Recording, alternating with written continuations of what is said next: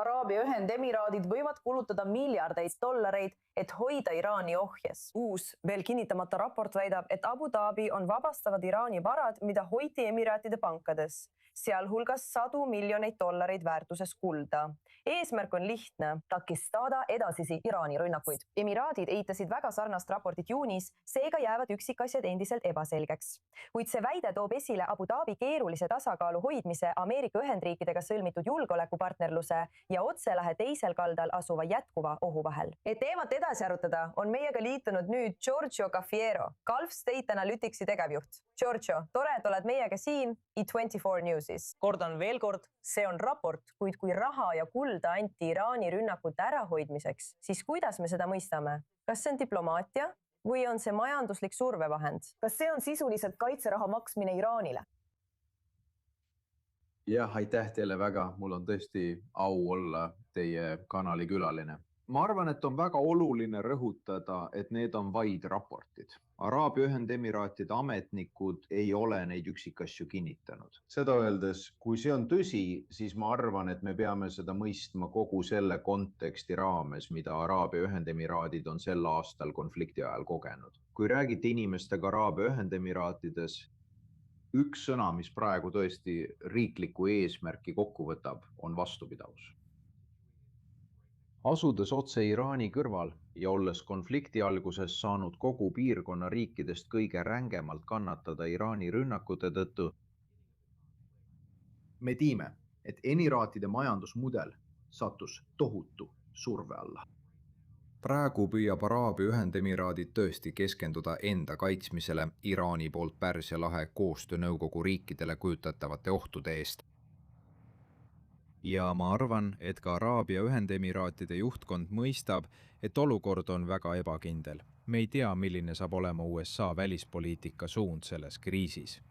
Ja seetõttu arvan ma, lühidalt öeldes rakendab Araabia Ühendemiraadid Iraani suhtes välispoliitikat, mis jätab koostööks ukse avatuks tulevikus. Püüdes tagada, et Araabia Ühendemiraadid jääksid ka edaspidi suhteliselt puutumata Iraani rünnakutest eeloleval perioodil. Pärast nende Iraani rünnakutega silmitsi seismist, kas Araabia Ühendemiraadid usuvad endiselt, et Ameerika Ühendriigid suudavad neid kaitsta?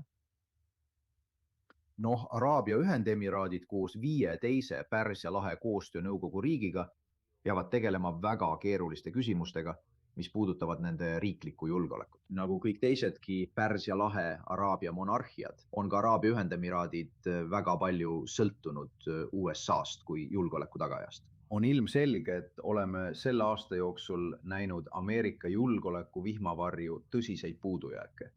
Ja on olema. Teate küll. Praegu peetakse Pärsia lahe piirkonnas palju tõsiseid vestlusi, kus räägitakse suhete, eriti julgeolekusuhete mitmekesistamisest, eemaldumisest Washingtonist, et muutuda Ameerika Ühendriikidest palju iseseisvamaks ja pöörduda teiste riikide poole. Türgi, Ukraina, Prantsusmaa, Hiina, Pakistan. Need on riigid, kelle poole Pärsia lahe koostöönõukogu riigid püüavad pöörduda, et muutuda USA-st iseseisvamaks selle suurema mitmekesistamise kava raames. Aga tegelikkus on see, et pole ühtegi riiki, mis suudaks Ameerika Ühendriike julgeoleku tagajana asendada ja oleks valmis seda tegema. Nii et ma arvan, et Araabia Ühendemiraadid jätkavad kindlasti oma tiheda suhte tugevdamist Ameerika Ühendriikidega. Samuti oma tugevnevat suhet Iisraeliga.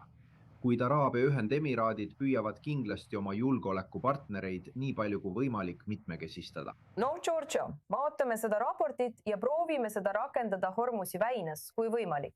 Sest on mure, et kui Iraan ja Omaan sõlmivad mingisuguse kokkuleppe vabatahtlike tasude kohta Hormuzi väinas, siis põhimõtteliselt riigid peavad Iraanile need tasud maksma. Lihtsalt turvalise läbipääsu eest. Kas me saaksime ühe teisega seostada? Kas see on tõenäoline tulemus, kui Iraan püüab kehtestada oma legitiimsust sellel rahvusvahelisel veeteel? Kindlasti ei meeldi Pärsia lahe koostöönõukogu riikidele mõte, et Iraanil oleks tegelik kontroll Hormuzi väina üle ega ka mõte tasude või teemaksude kehtestamisest. Aga samal ajal, kui oled ühe laheriigi juht, pole sul muud valikut, kui olla Iraaniga suhtlemisel väga pragmaatiline. ja ma arvan, et Pärsia lahe koostöönõukogu riikides mõistetakse, et ühel või teisel viisil saab Iraanil olema tegelik kontroll Hormuzi väina üle. Ja see on muutumas paratamatuks tõsiasjaks, mis on tagajärg sõjale, mille USA ja Iisrael otsustasid Iraani vastu veebruari lõpus pidada. Ja need riigid Pärsia lahe koostöönõukogus, sealhulgas kindlasti Araabia Ühendemiraadid, püüavad nende uute reaalsustega võimalikult hästi toime tulla. Aga pole kahtlustki, et nüüd peavad nad toime tulema Iraaniga, mis on üha julgem ja enesekindlam. Giorgio Cafiero, väga hea ülevaade sellest, kuidas me praegu näeme lahe riike seda tasakaalu hoidmas. Aitäh, et liitusite meiega I24 Newsis. Hea meel siin olla, suur tänu.